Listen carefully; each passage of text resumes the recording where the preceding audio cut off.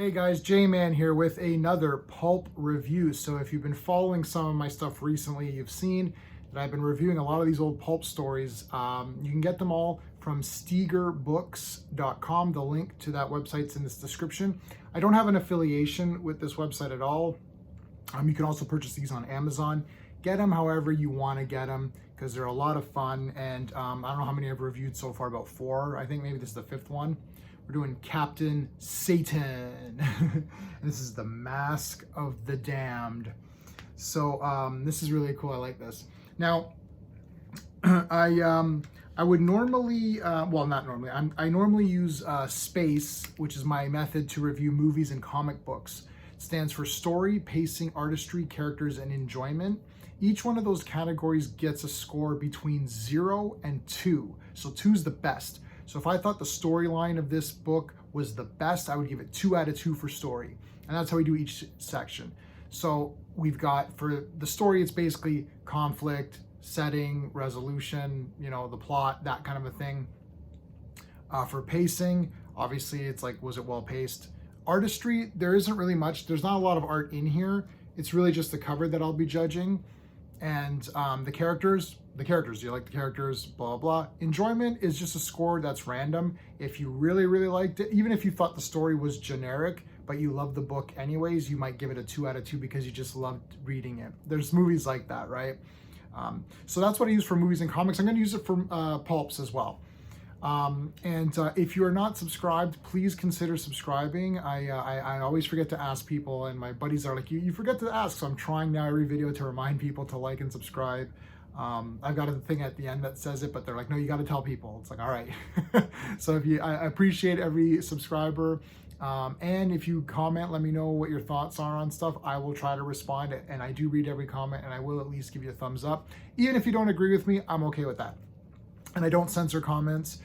If you did comment on a video and you don't see it there, it could be YouTube. I've selected the allow all comments, but sometimes they don't allow them anyway, so I don't know how that works. But all right, let's get into Captain Satan. So Carrie Adair, I think that's how you say his name, he is Captain Satan. And I wasn't even sure if he was Captain Satan because I didn't know this character before. There's only like 5 volumes of this. And I was like, okay, interesting. Like, you know, basically he's got a team of guys, sort of like a Robin Hood thing. So he's on his own. He's got his band of merry men. So he's got a team of guys. It's like Frenchie, Slim, Soapy. They all have like funny names. And he stops crime. Now he steals money, but he keeps it for himself to help fund his war on crime.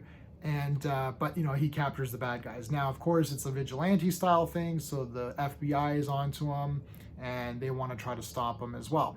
So this story is about these guys who are able to mimic other people's faces. So it's sort of like a Mission Impossible thing, where they peel the face off or whatever. So they're trying to steal money from the treasury and trying to like mess with the government and all that kind of stuff. So the story, I'm gonna give a 1.5 out of 2. Now the reason I didn't give it a 2 out of 2, because I actually found the story really cool. And this whole thing with the dual identities and the masks, and you're like, you don't know who's who.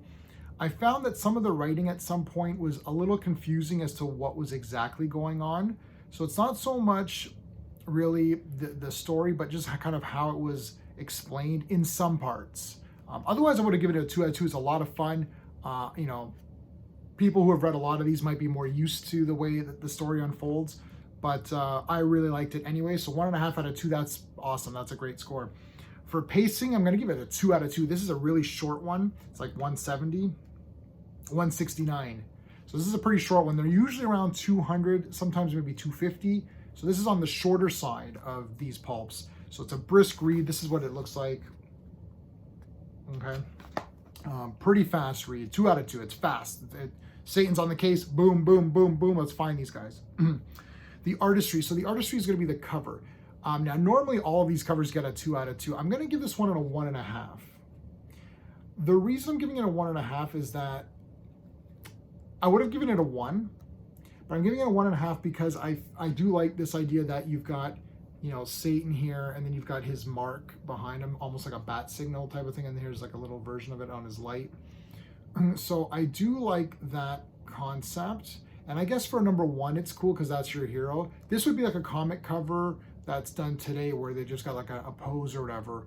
but I like some of the other covers more. If you look at something like Operator 5 or G8, where there's like a lot of cool stuff going on, you're like, whoa, this is really neat. This is just one guy standing there. So it's still obviously the art is amazing. Like I love this painted look. I do like this symbolic thing here.